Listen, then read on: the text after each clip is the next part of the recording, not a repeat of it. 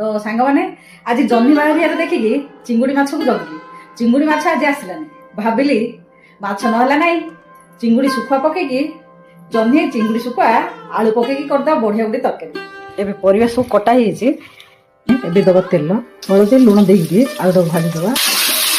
एबे आलूटा भजा हो सारानी ताको बाहर कर दबा जह्नीटा भाजी दबा जह्नीटा भी भाजी हो सारानी एबे बाहर कर दबा।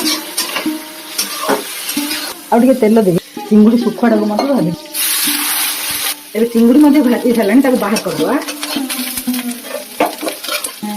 एबे दबा तेल तेल गरम होइलानी दबा फुटण दबा पियाज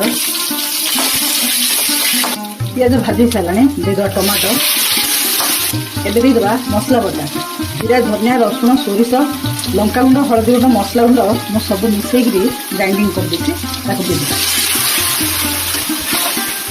पकेदबा लुण आपको भल भाव कषिदे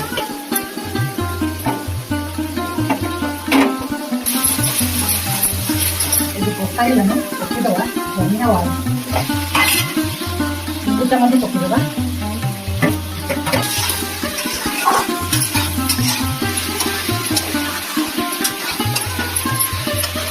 देदबा पानी सिझा छाड़ी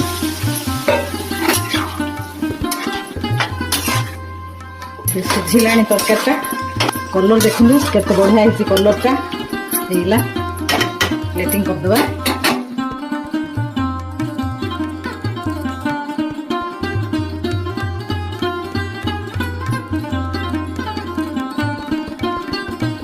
तो सांग मैंने आप भिडियो देखिले रेसिपी केमिति लागला निश्चय कमेंट देबे।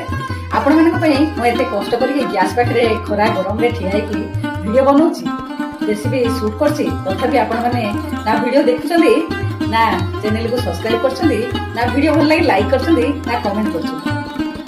आपण मानकर बिना साहाय्य रे म आगु बढ़ी परिबेनी आशा करछि। आपण माने वीडियो देखिले निश्चय चैनल को सब्सक्राइब करिवे वीडियो भल लागिले लाइक करिवे आ निश्चय कमेंट करिवे। आज मैं रहूछि पुणी देखाबो नुआ वीडियो रे।